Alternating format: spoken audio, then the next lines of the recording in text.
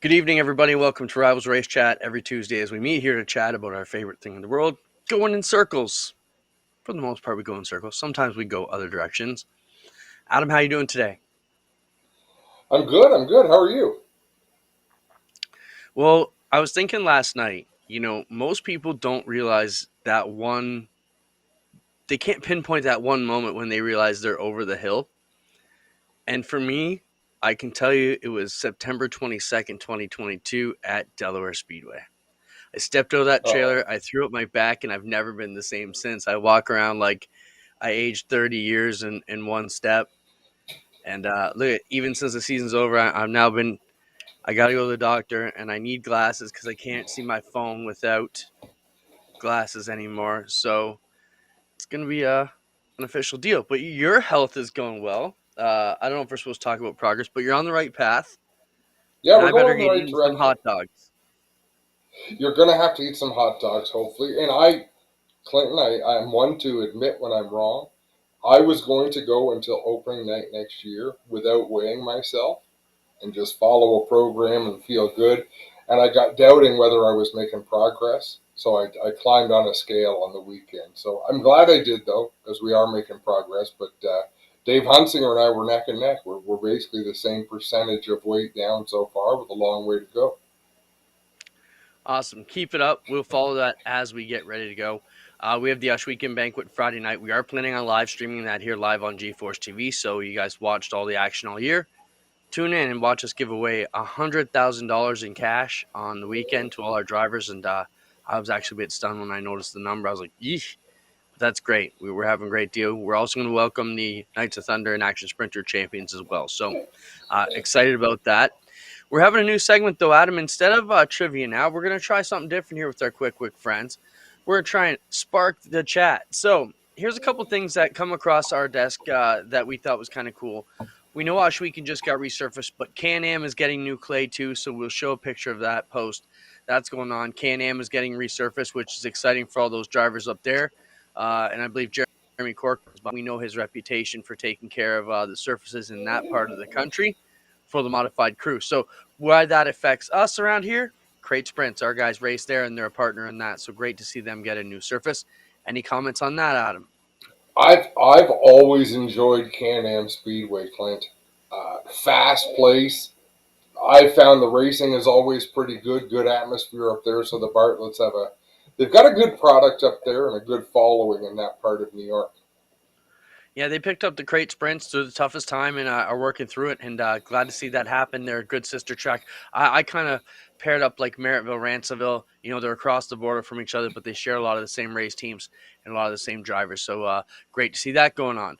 Our next quick spark the chat is Racers Announcers Group. Everybody wonders what we do in the off season, and this is something that you brought to my attention today. Racers have an announcer group where they work on it and they just talk about different things. Today's topic was how do you keep your voice strong in the off season? So that's And kind it of neat. shows, yeah, it shows me, Clinton, that people put, we've been doing this so long. I'm not going to say we don't take it seriously because I mean, me specifically, I throw a lot of humor into things, but that's just how I am. Doesn't mean I don't take the role seriously or the job seriously. But to read some of these announcers and what they do during the off season, I came forward and answered, and I said I rest my vocal cords. I don't do much announcing in the off season. I even gave up announcing iRacing events because I didn't feel like I was doing it justice. But you read some announcers, and they're probably people that you've heard here and there that'll say they practice doing their driver introductions on their way to work, or even calling fictitious races um, on their way to work in the car, or watching themselves and critiquing, or watching someone they want to model themselves after. So it was interesting to see. Who is there anyone you model your work after? I think I don't think I would say I model my work after anyone, and kind of with everything we've done, even back from our earliest days. I don't think you and I looked at anybody else's product and said, "Hey, let's do like they're doing." We just said, "Hey, we should be doing this," and if it turned out like that, it was coincidence purely. I think that's the biggest thing we've ever had going for us. To answer your question, though, I would think the guy I would aspire to be like the most in the announcing world was Ralph Shaheen. So when anybody ever said to me, "Hey, you're like a young Ralph Shaheen," that was a huge compliment to me. By the same token, you know, you like to be compared to some good people you look up to, and I think Ralph Sheen was one of those guys who could do everything. What about same back to you? Similar answer. I never wanted to be just like someone, but honestly, the announcer that I've always looked up to the most was Vince McMahon. Just the energy and the show that he brings, Yep. and the effort that he puts into things. That everything matters. Every part of what you do matters. But I go back to listening to Jack Burgess as a kid. So down in New York, Oswego Speedway, Rolling Wheels, New York State Fairgrounds. I just remember how I felt when he was announcing it, and it was just like magic. Um, that I, But would you still feel if that today? And no, I just wonder, would it be outdated? Because some of the stuff we look back on, like, whoa, that was so cool 30 years ago, but it would not stand the test of today's technology. You know? no, it wouldn't. But that's the thing. You've got to, and I think that's the one thing that doesn't change, Clint, is if we can make people feel a certain way while they're at the racetrack. I don't care how you do it. Like you have to do what works for you. Greg Calden has to do what works for him. I've got to do what works for me. Thankfully, as a group, it seems to come together fairly well. Like we're not. Don't get me wrong. We're not the best. Far from it. But as a group, I think we work well together, and the styles that we do bring blend fairly well. Because that's all I want. I want people to have a good time, and I want them to. I'd like a show to be better with me in it than with me not in it. No, I think for me, it goes back to my music background with my dad and the bluegrass band. And, it was all acoustic music and four-part harmony. And, dad always said, we're not amazing musicians, any one of us, but together we can sound pretty good. And I think that's the same thing with our crew. We all bring our different talents and quirks, and together it makes a good salad when we mix it all together. Um, yeah, I think so. So that's what we do. I don't think I've ever practiced like just trying to keep my voice intact. I know you suffered with that a few times over our career that I Oh, can recall, where yeah. you're like trying to just get through the weekend. I haven't suffered that yet. I'm not sure why it is, but I don't know. I've just been lucky that way. And same thing, probably my biggest downfall is now I don't study enough. I don't. I'm not a stats guy. I'm reactionary. Is the best way I can put my announcing. Let's react to what we're seeing right now. I don't need to worry about what he did last year and all. It's great, and you need those types of guys. Like we couldn't live without a Rich Yes. Bleck or a Tommy. They're an Exactly. integral Yeah. part of the band. That's just not the instrument I want to play. So I um, like to think I like to think I'm more of a storyteller than a stats person. Right? Like I want to yeah. deal with emotion. I want to look for the driver who I think is going to be the most fun to watch over the next few laps based on what they're doing. And I totally stats agree. ain't Let's part of talk that. about tonight's show. We have a great show coming up. It's actually action packed. We got Andy Kamrath coming on shortly. We're going to have the NASCAR Pinty Series champ Mark Antoine Cameron coming on with us tonight. So that's exciting. We're also going to have Steve Shaw from the West coming on to talk about what's going on down by Southern Ontario Motor Speedway, a longtime runner at South Buxton and the tracks down there. So Steve will bring us the Western side of the dirt and what's going on down there. We're just waiting for Andy Kamrath to join us. We did give him an 8:15 time, so we still got about 5 minutes to kill. Well, Adam, let's jump into our Burger Barn video of the week right off the bat. Burger Barn's been a great supporter of all things racing, as you know, and big supporters of us through the Petro Plus brand that keeps the fuel truck rolling and keeps the G-Force train moving from track to track. We appreciate the support there as a fuel supplier of G-Force TV. Let's jump into our Burger Barn video of the week, Adam. This is down in Georgia, they were worried about rain coming in. They had their big race, and I believe this is the Pollard's track that they own, and they put tarps around this whole speedway. Fran sent me this. I thought this was incredible. Even just thinking about Oshweekend, or even the smallest dirt track, even trying to do this at like Brighton, would be hell, wouldn't it? And where do you even get that much plastic? I thought it was amazing effort to get the races in. that's the question. Where do you get the plastic? Where do you get the tires? Where do you get the patience to do that, or the notion to do that? Like, unbelievable.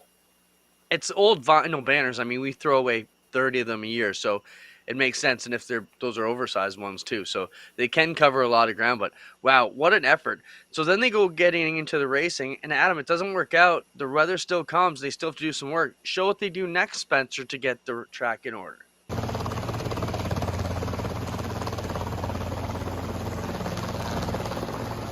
I think it's Wow. wild. We've heard stories of it done over BMX tracks and horse tracks, but I don't recall seeing that. I think it's interesting. And That seems so dangerous. yeah, and also like costly. The cost of fuel now, and you're just hovering, and it's got to be more than a few laps to do anything. But wow, I was just surprised how much effort they put And in. Good on them to try and make that go. and to Cam Harris's point, you're right, Jim Ross. So there's people as commentators, to go back to that I look up to greatly, Clint, knowing that I couldn't do what they do. But they're awesome. Shane Andrews is awesome at what he does, at the style that he brings. I, I can't do it, don't want to do it, but I look up to it immensely. Yeah, I see a lot of comments about Gary Montgomery. I get to work with Gary a few times in the early years of my career. He had a cool style, unique, had that big booming kind of announcer voice, and had those catchphrases that that hook young race fans, if you will. It's just good to see them. Yeah, one ups the Caselli's lawnmower. We have seen that, Adam, more than one occasion. Caselli gets the big wide path lawnmower out and dries the pavement at Flamborough. Um, it's got to be better than just waiting for the next pace truck to roll over the speedway, blowing some air around. I like it. Absolutely, you got to get creative. Do whatever you can. Do whatever works. And speaking of Burger Barn, with the Burger Barn video of the week, congratulations to Jay and Celeste Hill and their horses that took a big win at the Royal recently in Toronto. So Jay and Celeste are very proud of what they bring to the table in the horse community, and they took home a pretty prestigious win. Yeah, I know they do a lot of traveling down through North America with the full team. So good for them to get something at home where a lot of folks can get out and see them. And, exciting to see them get that done. We tried to get them out to the track this year. That's still my dream to get the whole Burger Barn team out with their full Royal barn setup and really do it up. I think it could be awesome to have them race the Speedway. Jay said they can handle the race cars no problem and fireworks. So those were all the Really? questions I had to ask. Yeah, those were all the questions I asked before we even talked about bringing them to the Speedway because those are big parts of our event too. But man, if we could have Yeah. the Burger Barn, I don't want to say petting zoo, but petting I barn, it'd be think awesome. I think Budweiser used to bring the Clydesdales to Oswego for the Classic. I'm Yeah, they pretty had him at sure. Daytona a few years ago. I thought it'd be awesome to because his daughter Bella sang the anthems. It'd be great to have her brought out on the Burger Barn deal, but we didn't work out with the horses. They were on the road. Our first guest is just joining us now. Andy Camrath is jumping in. Right Andy on is time. Like, that's punctual. welcome him to the show. Bring him on, Spencer. Andy, welcome to the show. Thanks for joining us. One of the top runners here in Ontario in a lot of different divisions over the seasons that we've seen, and vocal about what's going on. And I think we want to get you on to talk about a few of the hot topics. First off, welcome, and then we'll throw it over to Adam. Hey, how's it going tonight, guys? Good. And now, first up, are you okay with Andy or Andrew? What's your? Either or, don't matter to me. All right, there we go. Uh, Hell of a season, championship season. Talk about talk about how you look forward. Obviously, there's going to be some more options for modified racers moving forward with Brian Todish and Sunset Speedway looking at having races there on a regular basis. And then, of course, other sanctioning bodies, Oscar doing what they're doing. Is it an exciting time, Andy, to have a pavement modified up here? I think it's honestly, I think it's a pretty exciting time right now. It gives every person that owns a modified in the province, it gives them some options, it gives them some opportunities. to basically go run across the province or stick to a home track, whatever they feel choose. And I think it's a great time right now, and it'll be interesting to see what all unfolds once I guess the entire modified division learns about everything. What do you know so far, Andy, about where it's gone? Now, you've been racing with the Oscar modifieds for the past couple of seasons, and now we hear. Well, we had Alex on last week to talk about the merge and them picking up Gainforth to give them some help. Well, what's your thoughts about that? And where you're headed. Kind of. I attended the Sunset Speedway meeting there a couple weeks ago. Learned about kind of what they have going on and what they're bringing to the program. As far as the APC and Oscar, it was a little broadsided by it, to be honest. I didn't know anything about it. You've always hear rumors and stuff like that, but didn't really know anything about it. If APC and could bring something to Oscar and help us, help the whole basically club out, I'm all game for it. Bring some more exposure to the series, bring some more money to the series. It's nobody really knew too much about it. So as soon as we seen the announcement, we were all kind of broadsided. But if they can help out, I think it's all great as long as they keep the spending under control. But Andy, what does a perfect season to you look like? So as a race car owner with a modified, in your current situation, is the perfect season 12 races? Is it 30 races? Is it traveling a lot, or is it staying close to home? I would think your 8 to 10 races has become that kind of nice number, especially if you're traveling all across the province. If you're traveling all across the province, the price of fuel, the price of everything going on right now, it ain't cheap. I've been beating the drum at 8 to 10 races. I'm also not the type of person that I'm gonna stay home all the time. Me personally, I like to travel around. I do have Sunset Speedway literally 3 kilometers down the road from my house, and I drive all across the province all summer. It all depends on, for me personally, I like to, showcase skills, showcase speed across all provinces. You guys have covered a lot of the races where we've been at. It's nice being able to not be a one-track wonder and travel all around all the races, but it also has to fall within your budget. You know what I mean? Uh-huh. Andy, you say your budget is the consideration. Obviously, the distance to Sunset. So what's going to make your decision on that? Is it number of races? Is it point fund? Is it, what's going to make your decision on where you spend your time every week?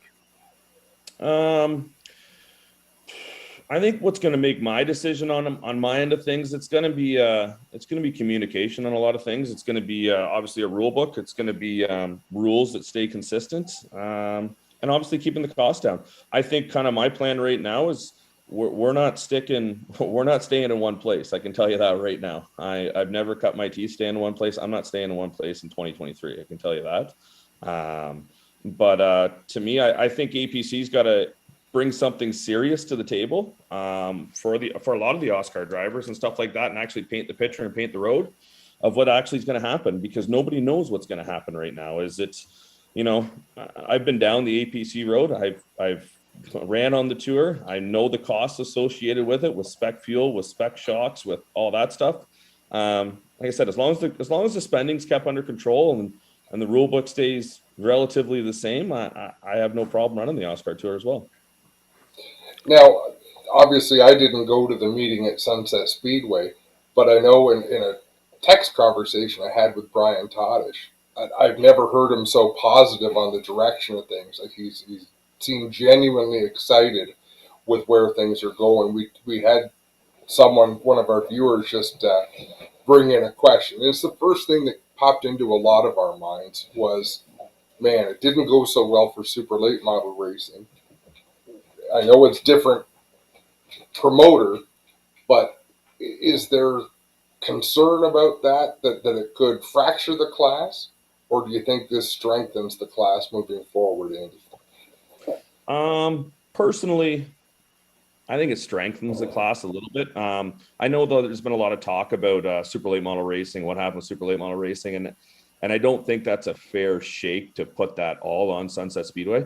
I think the rule book got opened up. I think the opening of Jukasa Speedway as well, and opening up the motor rules. That drove the prices of super late model motors throughout the roof, because you're bringing guys up from the States that have a lot bigger motor programs. And now it's forcing all your guys back home to spend the same money to run on that big track. So I can't really put all the blame on, Sunset Speedway for doing that. Like I said,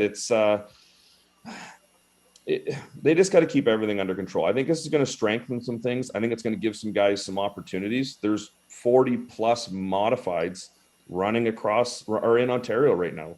And I remember the last race I went to at Delaware, there's 12 cars. So where are all these modifieds? What's going to bring them back?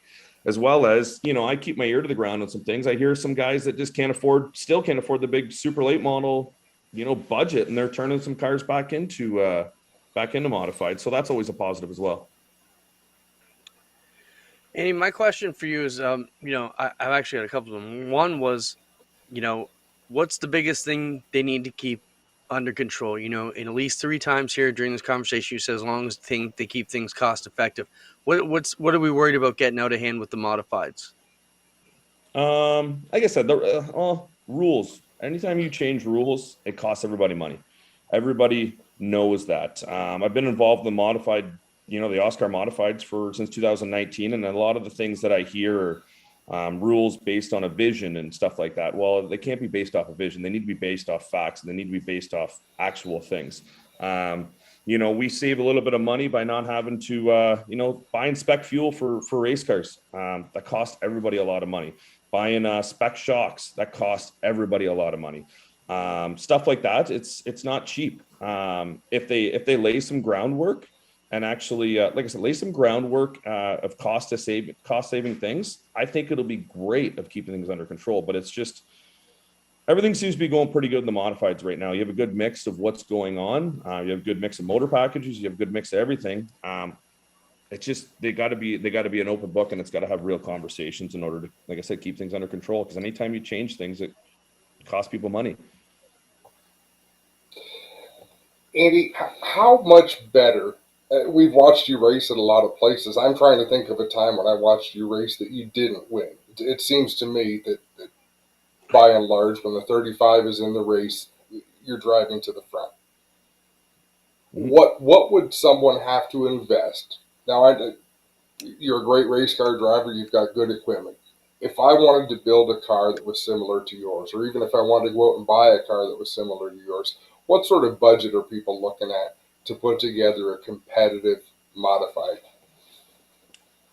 I would say it all depends. If you want to put together a competitive modified, you're probably in the base range of 30 to anywhere from 35 to probably $50,000-$60,000. You can spend all kinds of money on these things. They're really no different than a pro late model. Take away the body and basically take away the body pretty much. And bump stops drive prices up. So, there's guys spending $100,000 on modifieds. I've heard of guys in the Oscar modified series spending $100,000 on cars south of the border. The limit's wherever you want to go, but you can put a good competitive modified together for $30,000 to $40,000. So a reasonable. Yep. Yeah, which to me is a reasonable number. Like that's not crazy. I've heard what people are spending on pro late models or Pinty series cars, and they're well into the 6 figures. So, yep. So it's still an affordable option. Mm-hmm. Andy, one of the things that I heard you say is, communication. So, I promote tours, I manage a speedway, but there's that fine mix between being a club and being able to actually get stuff done by having someone steering that ship, right? So, I faced that battle too. I've got stung by it before with a rule change where, maybe you think you're going that way. So we put together a committee. You now have, as a racer, a vocal racer, someone, an elder statesman racer in this division, a high performer, someone should be listened to. Do you go to Brian and say, hey, we want a voice in this, or we want a committee together? And then on the same token, do you go to Dave and the Alex and the APC crew and say, hey, how are we going to fix this to get everybody back on the happy path? How do you make that happen? Because, as me as a promoter, I'm not giving up the keys to the everything, but I do want your input. How do you get there? Um, I know it was brought up at the Sunset meeting about a committee, and I thought it was great. They brought it up as a drivers committee, and I don't feel it 100% should be a drivers committee, because drivers are never going to ever agree on themselves. You need to bring somebody that's educated into the room that could take basically a seat back and look at everything. When I got into Oscar, we were all thought it was a club. We all pay membership fees.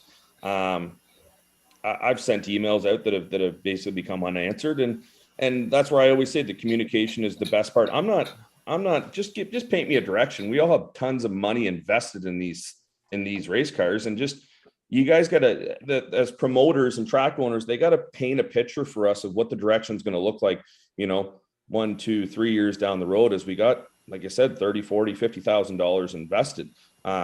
It's if there was talks of this APC thing for years, then why were none of the drivers kept in the basically in the know of this? Nobody knew what was going on. Nobody knew anything that was going on, and that's why I always pound the drum of communication and stuff. Yeah, at the end of the day, when you get into some of these situations, like APC series, it's their sandbox. It's their sandbox. We know it's not a club. It's their sandbox, and you can either choose to run in it or you choose not to run in it. And that's what we have decisions on as drivers to do that. If I don't like the way Sunset Speedway does something, I go run down the street or run somewhere else that offers that, whatever I'm running. So I don't think you ever turn the keys over into drivers' hands. But I also, like I said, we're race car promoters, and racetracks have a lot invested in things. But at the same time, the race car drivers bring a lot of the show. Yeah, It's all, yeah, and it's all part of the greater machine. And when there is good communication, it has to be a dictatorship, because that's really there's never been a club. The trouble with clubs is they're not progressive enough generally, because they do things safely. So you sometimes need a promoter to push things along, but you have to take into consideration what your drivers want. I appreciate you coming on, because you had been one of the more vocal people on social media, and I thought, Jesus, this is the person we want to hear from, because you won't shy away from opinions. And I think that was a productive chat about one of the more popular classes on pavement right now in Ontario. Yeah, no, absolutely. And like I said, thanks for having me on. I'm pretty vocal out there. I'm not going to shy away from something. And I always feel if something's not being said, then, if people don't know what the problems you have, they can't ever fix them. So at least if they know where you stand, you can choose to fix them. You choose not to fix them, but it is what it is. Right on. Thanks, Andy, for joining us. We'll follow the story throughout the year and probably have you back once or twice as we get to the season. If not, we'll catch you after checkered flag. Sounds good, guys. Absolutely. Cheers, Andy. A topic that's going to be either for the better or for the worse. I think it goes two ways. If the division can be strong at Sunset, it could be similar to what's happened with the Ush Weekend here, where the tour isn't the strongest, but the core division at home is strong enough that we can pull 18 of them out on the road to go to these other places, instead of how it is at some of these other places where you're trying to make the tour into a home track division. And here's my thought, Clint. I mean, I have suggested for ages there needs to be fewer divisions. So the fact that there is a home track looking to take these cars on, maybe that wipes out a different class somewhere. Streamline these in. So you've got bone stocks. I can't stand the fact that there's pro late models and limited late models and super late models. It's just too much. A late model should be a late model. It looks like a duck. It quacks like a duck. It's a duck. So this could be excellent if they're able to keep rules to where modified is a modified in Ontario. And people want to know what they can invest in to be able to go racing. Hey, there it is. You've got this traveling series, this home track. Get yourself a piece of equipment and choose accordingly. I think you're right on there. Just waiting for Mark Cameron to join us here. This is going to be good. We have the NASCAR champ coming on to see us tonight, so that's cool. His But English used to be horrible, but he's come a long way. He's a purebred, no nonsense race car driver. Like, and you've seen it because we've traveled around the country watching him. He doesn't take any laps off. this is true. We'll get into that once we get him. One thing before we get too much further, let's jump into our Valhalla iRacing tournament. TJ Martin and the crew over there at Valhalla, they're actually having a live in-person racing event at the Red Door, which is just about a mile from the Speedway, just over on Fourth Line, I think it is. Check this out. This is a video they put together to promote their first event coming up, and we're happy to help them make it work.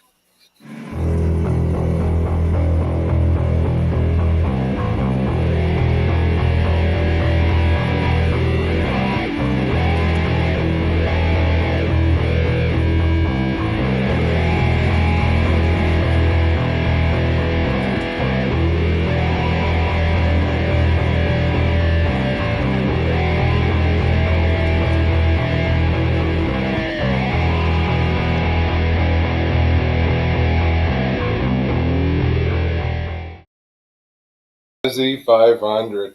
I love it. TJ's awesome. They're the guys that had the simulator set up in the garages at Ashweekend if you're around at all through the pits in the summer. I'll just give you the info again. It'll be November 20th, come up this weekend from 3 to 7 on Fourth Line at through the Red Door Studio. And that's where some of the Friday Night Thunder stuff was filmed. We did some shooting in there. So get in touch with them through Valhalla Mobile or TJ Martin on Facebook and figure out how you can get into that. So Clint, excited to be doing that. I have to comment on Northern Equipment Solutions.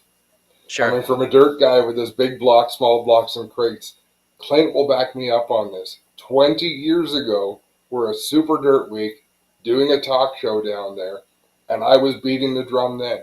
Why do we have small blocks and big blocks? Nobody cares. Nobody can tell the difference. If you're a modified, you're a modified. I get having a move-up class, like a sportsman class, the same as we do in sprints, but big block, small block makes absolutely no sense to me. You're either a premier modified class or you are not. So I had to speak up there. I had to say my piece. Well, we still don't have Mark Antoine Cameron yet, so we'll see what happens there. We'll hang on to that. We'll give him a minute or two, and if not, we'll jump in with Steve Shaw here. I told Steve Shaw at 8:45, so we got a few minutes there with him. A couple of things. I've been into the podcast lately, Adam, as I'm working in my home desk. I've got something on all the time. This week it was the Dale Jr. download with Steve Bloomquist, and that got a buzz going in the racing community. Show the screenshot of that, Spencer. If you get a chance, people go check this one out. He's talking about aliens and his experience with them. I immediately texted you, Adam, and you thought I was just as off my rockers. He was, but I think that's a good podcast to check out if you haven't done it yet. Bloomquist talks about why a lot of people aren't in racing anymore and his alien experience and a few other things. So check that out. He's got a great perspective. And I'll tell you, I was at Ransomville years ago when the late models were running there. We were there. He showed up late. Yeah, he showed up late. And he would walk right up to everyone's cars and look at the number on the side of their tires. There was tape on their tires, cover it up. He'd pull the tape off and take a look. He looked at me, Clinton, when we were talking to him. It didn't scare me. I just realized this is an intensity like I have never seen before. Yeah, no doubt. So check that one out. A couple other things I've been checking out. I don't think I sent Spencer screenshots of this. The Gary Clute podcast this week was Mark Dilley, and Mark just talks about growing up racing, and you're always learning more about these guys. So if you're a fan of Canadian racing, check out the Mark Dilley podcast as well. And then one Mike Cura, who is here with us, sent me, and he just commented about 36010. He sent me a David Gravel one today that I watched a bit of. And David Gravel mentioned Ashweekend and the Outlaws and why it's a pain for them to come across. But he also talks about how the 360 model is broken because the 360 engine packages now have been run up through the roof, on the national scene, that they're just as expensive as a 410. And there's 100 410 races out there for 10 grand or more. And there's like 8 360 races for 8 grand or more. And he's like, it's just broken because you can get a 410. And Mike here and I were messaging back and forth today, and I was explaining to him, when the sprints came in around here, the 360s were still a fairly cost effective, comparable to a modified, what you could buy around here for that. And at the same time, you had Empire Super Sprint, you had the Patriots, you had Great Lakes Late Models, NRA, you had all these divisions around here, all these tours around here that were all 360s. But back then, the gap between the 360 and the 410 motor was huge. And then you get guys from all around here, like the more richer teams, going downstate saying, I want the best horsepower you can buy and bringing back $60,000 engines. Well, yeah, you can get a hell of a 410 for that from the States. So, we're a little bit too late to go the 410 route around here. We're so ingrained in where we are. But, could we do it over? Maybe better back then if we could keep it all on one. Imagine if we had one sprint division. They're getting there with tires. Like, I'm look at late models. Now they're saying Hoosier's going to make a late model 1, 2, 3, and 4 tire. That's it. So whatever your division is, you can pick that or you can allow all 4. But there's not a million compounds and molds anymore. No, for sure. And we had a comment earlier on talking about money, what it costs to go racing and what people get paid. And they were talking about the hot rod class, how everyone who races gets $200 and they need more money. They don't need more money. That is a broken system, right? Thinking that just because a class is born and becomes popular, whether it's the crate sprints on dirt, or whether it's the hot rods, or whether it's the Oscar modifieds, you build your race car knowing what these races pay to win and knowing what they pay to start. Yep. Don't come with a bunch of people and say, okay, well, now that we've got 20 of us, we deserve more money. Well, no, that's not how this works, because what you spent to build your race car has no bearing on what you're worth to me. And this is how we can go back, and we should go back to Flamborough Speedway. I had a great conversation with John Caselli on the weekend at the Canadian Vintage Modified Banquet, talking about his monster truck show. It is one fixed cost to bring in those monster trucks. And then it's his opportunity to sell tickets and fill the damn place and sell people hot dogs. And he can do fairly well. So for racers suggesting, well, hey, there's 20 of us now, you better pay us more money. All of these expenses are going up and up and up for promoters. They will get to a point where it doesn't make sense to open the gates anymore. It makes more sense to run a flea market at their facility. And that's the tipping point. That's where you got to avoid. I think the biggest question I have when a division reaches out to me, the first thing is how many cars? Before we even talk math or anything, how many cars are you going to bring? If you got 13 guys, not interested. If you got 23, we're talking.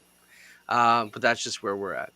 What else we got to get through? Let's talk about this DiVincenzo thing. Adam, one of our racers close to us in the APC series, has not been able to come home. I'll turn over to you to take the lead on this one. So Ty DiVincenzo is a youngster who runs late models.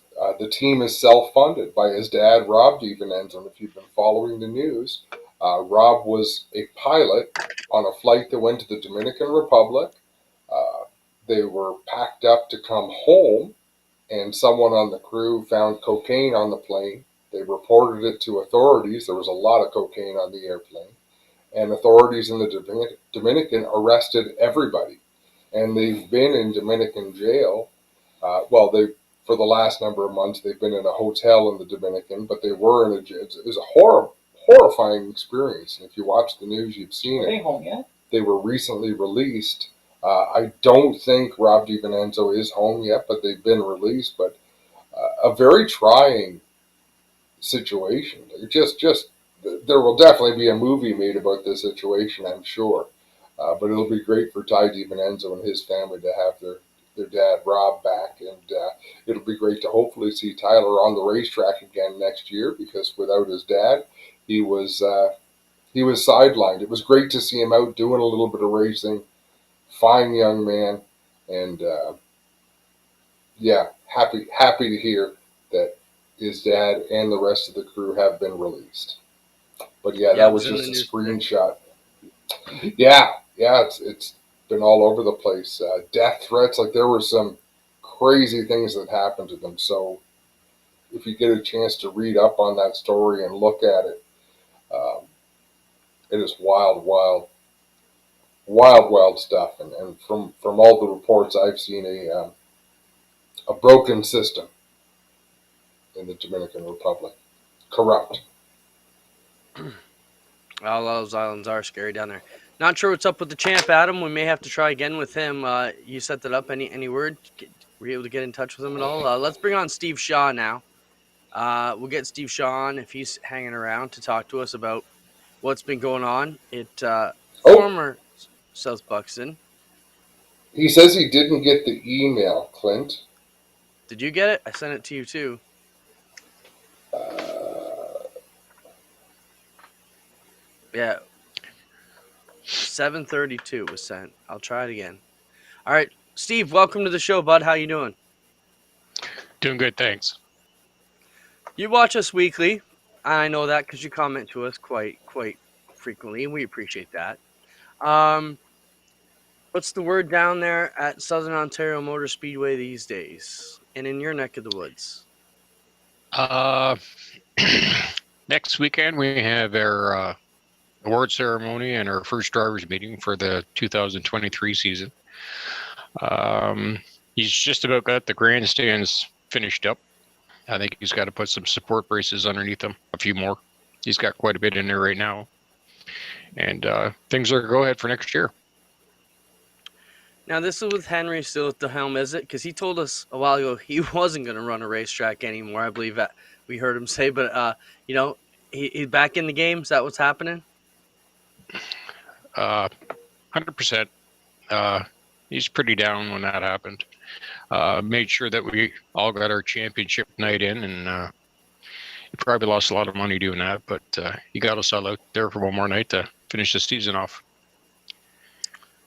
Yeah, I mean, the track's really come around. I mean, your hometown, you've been there, for a long time. For someone who's never been there, why do they need to come down to Southern Ontario Motor Speedway these days? Well, he's got the track probably 90% figured out as far as grooming it and all that other stuff. He's doing a great job week to week. Really has the weekly track prep program figured out, and I just hope he doesn't go overboard putting some new clay on it next couple of weeks.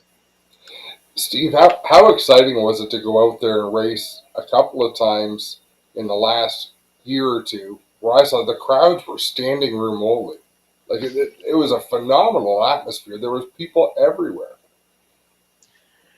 Yeah, it's great. When some of the bigger shows come in, it's you got to get there pretty early if you want to find a seat, because you'll be standing somewhere, and they stick around and they watch it though. But yeah, it's fun to race in front of a lot of people, and I think he finished up 8 rows on the top part of the grandstand that wasn't finished.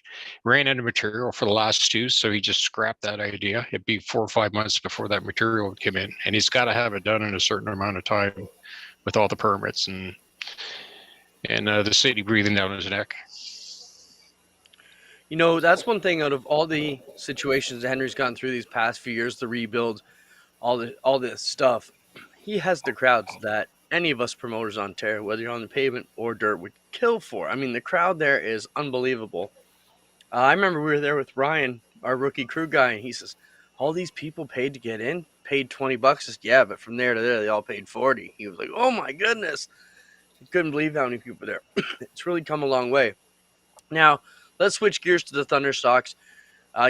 Steve, you're a guy who was a benefactor of the Ontario Dirt Competition Committee, because by keeping your car conformed to that, we've seen you travel all over the province and run well with those types of deals. We're getting to the end of our basically lock-in period for the Thunderstocks here in Ontario.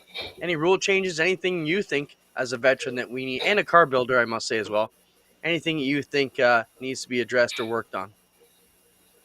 At this point, I don't think anything's broken. Some of the other guys might want a bunch of stuff, but personally, I can't see a thing.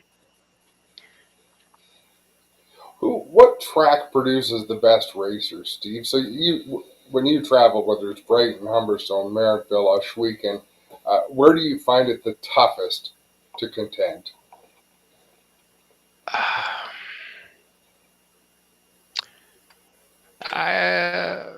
Any of the Niagara tracks. The big problem I have is that Buxton being hammered down, and if I'm all season racing there and I'm only going that way a few times, I got to really,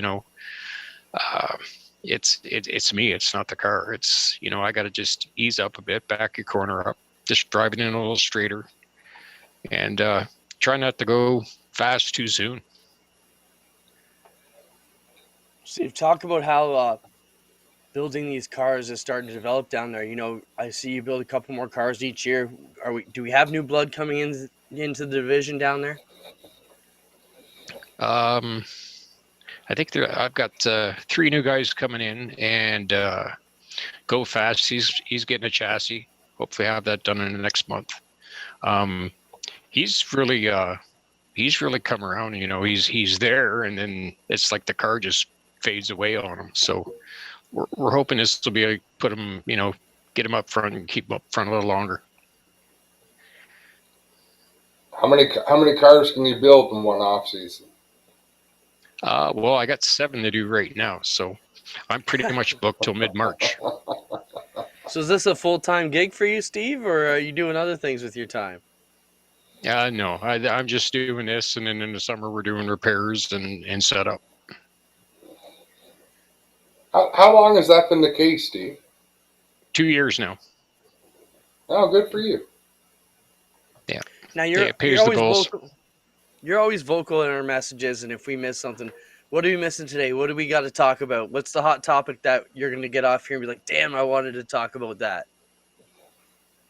I'm not sure. It's not, as long as it's not too much asphalt stuff, but I mean. That's fair.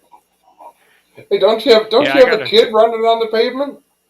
I was just gonna say, we got the Pro late models stored right now, so I got room in the garage. I've got 4 cars in there right now, and it's a 2-car garage. So I got 3 of them standing on their side, and I'm doing interior and body on one right now. Well, with my dirt promoter hat on, I'm going to ask you, how'd you let that one get away to the dark side? Like, what prompted you guys? Dad's building 7 dirt cars here. Yeah, let's go off to the other Friday night track and run pavement out of the blue. How did that all come together? Well, it was COVID and the traveling, and we had to do. He had his new car made, and he couldn't afford to do all the traveling. So we decided that we'd just take it to Delaware on Friday nights. It's my night off, so we shared the expenses getting it there. And then he says, I'd like to do this again next year, full time. And I said, not in a street stock. Get a Pro late model and we'll go racing. So that's what we did. Delaware's got a good program. Yeah, Delaware's it's almost unfortunate that, in my opinion, the 2 hottest spots in Ontario for short track racing both race on Friday nights right now. No disrespect to any of the other tracks out there. I just feel that Delaware and Ashweekend are firing on all cylinders the last couple of years, and they happen to be both Friday night tracks. But talk about the budget required to run a Pro late model on pavement at Delaware compared to anything else that you've done, Steve. Nothing compares when you got to spend about $5,000 to get 2 tenths out of the car. So, and where's that money coming? Well, like, what part of the car are you pouring that? Is that shocks? Is that dyno? Is that it can't be tires? Everybody's got the same, and you can't get them anyways. No, well, yeah, and we started out. We weren't, I think our 3rd weekend we detonated a piston, so that was about $7,500 to rebuild that crate engine and have it sealed, and definitely woke the motor up, but we weren't any faster, so it's frustrating. Yeah, it's a humbling sport. It's a challenging sport, but yeah, it is. We're thrilled that you've achieved what you have on the dirt side, and pretty cool to be able to do that for a living for the last couple of years. Yeah, I didn't think it'd ever come down to that, but I just hope I have some time to do a little more to my car than knock the dust off and go race next year. But I don't know. Hopefully, go down and pick a new motor up in the next couple of weeks.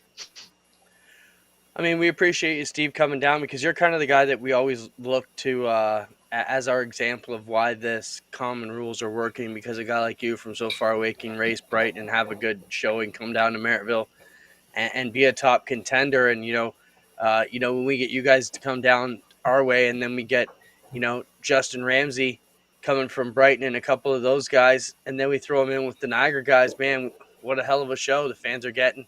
That's always some of the best racing we have is the Thunderstock. So we appreciate you swinging to the east a little bit more. Yeah, I enjoy going down there, and Henry's seen the big picture. I mean, not one person went to his new rules this year. They all kept it ODCC legal, and they want to travel. So Henry says, well, we'll just stay with that and go from there. Right on. Well, good luck this off season as we get ready to go back to it. Try not to work too hard on building all these cars. Anything else you got for him, Adam? No, not really, Steve. I actually might reach out to you in the next little bit to talk about dirt cars a bit, but I'll take that offline and we'll chat that way. Sounds good. I'll be waiting for you. Thanks, Steve. Now, wait a minute. You can't just say that. You're getting all svelte now and losing weight and getting in shape. No. Now you're going to buy a race car and go back racing on the dirt? No, it's no secret that Connor wants to go dirt racing. We're working some angles right now with John Carley that we may see another different driver get behind the wheel of the vintage modified. So it'll be a big team of folks, and there'll be some crossover to dirt racing. So we're always open to possibilities. Connor needs a sugar daddy, so if anyone is looking for a sugar child, Connor is available. Right on. So no Cameron. We lost him there. He's not making his way on. He said he had trouble making the link work, so I said, "Look, let's get this sorted out, and we'll do it another week." Because I don't want to have to rush him. So yeah, had a little communication failure. What I'll do next time is include Spencer a little bit earlier in the conversation, and that way, if there's a plan B to be had, we can do it. But I definitely want to give him a little bit more time. Right on. Anything else we need to cover? Yeah, the dickhead's asking if that's my stomach rumbling in the background. No, it's Decker. We don't get to see Decker anymore since we bought new furniture. Now he just roams around being a jerk. You can only hear him, but you can't see him. Banquet season's upon us. We'll talk to some of the winners from the Ashweekend Banquet next week, most likely. We talked about getting Corey Turner on next week as the Ashweekend champ to talk about where he plans to go and things like that. Spencer, can you cue up the picture that I posted in our chat? As I mentioned, this weekend was the Young Drivers of Canada Canadian Vintage Modifieds Banquet. And they did something cool this year for their awards. Years past, they've done big plaques that had a picture of the car on it and then some different accolades. But this year, they did banners for all of the drivers. So this is John Carley in the middle, TJ Marshall, the champion, on the right, and Dave Elliott, who was also signed on to drive that car. But that's pretty cool, like a banner to hang up in your shop or whatever. But I think that's kind of a neat deal. It won't fall apart like a trophy might. I've always had trouble with trophies. They get a little bit funny. I like that too. Yeah, in fact, all of our trophies, if you ever see them get delivered, you'll never see me touch them. I have broken more than my fair share of trophies. Now I'm just hands off. I even have Janice Walker from Tyler's Trophies deliver all of them to the banquet, set them up. I might shake someone's hand and hand it to them, but I'm not transporting them anywhere. Can we tell the story? Can we tell the story of the early Ashweekend banquets? Do you remember what we used to do during dinner? Yeah, so our first banquet, you and I announced, and Glenn says, come and host a banquet. We showed up. We were so green then. We expected all the awards to be picked, and he just bought like 50 trophies and said, here, they have nothing on them. Just give them to whoever you want. So you and I are at dinner, nervously at the end of our first announcing year, trying to figure out who we're going to give awards to for what. What a mess. Best appearing, hard luck, most fun. And now, really, we kept most of them. Yeah, but I came for dinner, not a quiz that night, you know? Oh, no kidding. It was stressful to go through it, but There was a Let's answer. couple of years. Let's answer another thing. Did we announce DJ Christie's news? I didn't see DJ Christie's new news. Did you see any news from DJ Christie today, Adam? Oh, he's gonna race for Glenn Stars Racing. Yeah, we thought that might be coming. Oh, The cool. Good banquet for him. the banquet will be on GeForce live Friday night. So I'm excited about that. Um, no, TJ, no tips for you guys. Just have fun, make your tournament roll. That's what you've got to do. There was another. Oh, Mike Cura's question about major event ticket renewals for Rush Weekend before the end of the year. That is quite a possibility, Mike. We just found out when our NASCAR date was going to be. So watch for us to get a bunch of big dates together. I was just talking to another exciting promoter today about some cool stuff we could be working on for the future. So hang tight. We have to get through our banquet Friday, but hammer down on schedule for Rush Weekend. I'm about 85% done it. So I think we could get major event tickets for sale prior to Christmas. Now that I see Nick Erskine's comment, we've got to point out Larry Erskine's celebration of life is this weekend. We'll have to get some details and maybe put it up on the Ashweekend page. But I want to acknowledge Adam Turner. Adam Turner's awesome. He often sends messages. I think even when he's driving his race car, he's texting sometimes to make sure we're saying the right thing. His point, I think as the cost of parts and stuff goes up, and also supplies, payouts for classes should maybe adjust some. Promoters seem to up prices accordingly, but not payouts sometimes. That was a response to the part where you said if we build a car for a class, we already know the purse before we got into it. Adam's not wrong. Everything does need to go up, but I think a lot of racers where they're falling short, I think a lot of race tracks as well. While all these costs are going up, are they increasing the cost of their billboards by the 5% or 10% year over year? Right? Are you looking at every spot where you should be making those basic inflation, those statistics of inflation apply to everything, right? So you've got to make sure that every part of your program is squeezing that extra bit. Sponsorship on a race car. If it was $10,000 10 years ago to be the primary sponsor on a late model, it shouldn't be $10,000 today to be a primary sponsor on the same late model. Like, these numbers have to go up. I think you bring up a great point. I look at all of our payouts, like all the divisions we have, everybody just got an increase last year and through the pandemic to help everybody out. So we kind of adjust. I don't think it's not necessarily a year over year thing, but every kind of few years we try and bump things up a bit. Forever the 360s were making $1,200 and then $1,500. Now we got them to $2,000 a night. So on a lot of the occasions, so we're getting there. Even our, Thunder stocks used to get $25 for tow money. Now we doubled that. It's $50 for last place. I know it's not a lot. Or no, our mini stocks got doubled. It's $50 for last place. I mean, at least cover your money, come in the gate for last place. And but back to Mike and the schedule, we have some really exciting stuff coming down. A lot of the success from this year will carry over to next year, plus a couple major events as well. So excited for that. I think that's about it, but it's 9 o'clock. Another one on the charts. Just remind everybody, tune in Friday for our live event. We'll probably go on the air. What are you thinking, Spencer? 8 o'clock? Yeah, 8 o'clock for the awards. I also want to, maybe next week we can talk about why announcers don't like banquets. If we could share some of the conversations. Why don't you like banquets? They're very, very stressful.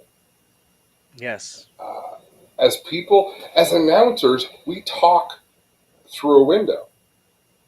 Like, the attention to everybody's back. Yes. The attention is never on the person talking.